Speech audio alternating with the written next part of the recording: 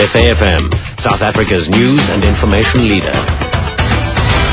Municipal unions dropped their wage demand in a reward offered for the killing or capture of Muammar Gaddafi. Good day to you.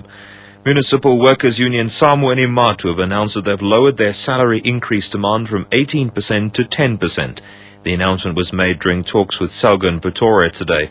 The disputing parties are meeting with a private mediator after deadlocking when the unions demanded the original 18% wage hike. SALGA is offering 6%. IMATU President Stanley Khoza. The position we are, both unions, they 10% at present in terms of our negotiations. We have moved from 18% to 10, and we also even prepared to move any further if there is a sustainable movement coming up from the employer side. The Western Cape Department of Transport has dispatched a forensic team to investigate the cause of this morning's bus accident near Knysna in the Southern Cape, in which 14 learners and a bus driver died. The bus, which plunged into a river while transporting learners to a local primary school, is now under police guard. The Education Department will also probe why a 32-seater bus was used to transport more than 60 learners. Provincial Transport Minister Robin Carlyle. We will go into everything here. Nothing will be hidden. We're already finding out who the owner of the bus is, under what conditions he operates the bus, what other buses he might have, the maintenance record of that bus, etc. There appears to have been a problem with the bus. That seems to be a possibility that the bus may have been overloaded, and that raises a whole field of questions. SABC Board Chairperson Ben Nugubane says the public broadcaster's turnaround strategy has resulted in the corporation paying the bulk of its debts. He was speaking at a meeting with staff at the SABC headquarters in Auckland Park in Johannesburg. Nugubane cited the payment of Nedbank debt ahead of time as a promising sign. A huge difference from what it was in 2009. But I argue that in fact even that loss is artificial, because we have about 760 million rand in the bank right now. So we've made huge advances through our turnaround strategy. The South African Chamber of Mines has expressed support for a state-owned mining company envisaged by government.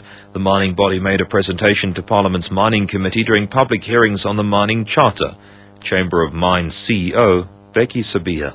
We support fully the state-owned mining company because it makes sense. And we have been assured by the Minister for Mineral Resources that it is being regulated in a manner comparable to all other private sector companies. So for us, we are fully supportive. And a lot of our members who are saying we are going to partner with the state-owned mining company in order to ensure that it is successful. Zimbabwe's Vice President Joyce Majuru has called for a probe into the death last week of her husband Solomon in a fire at their farmhouse. She says the building has many exits, which should have made it easy for him to escape.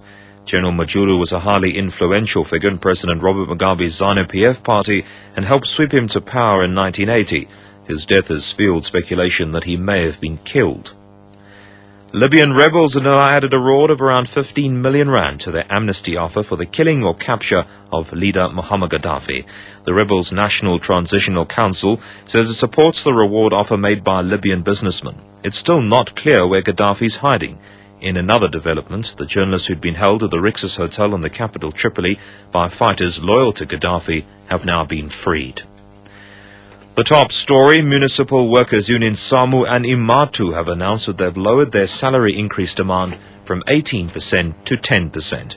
Well, for more news on your mobile phones, you can go to www.sabcmobile.co.za/news.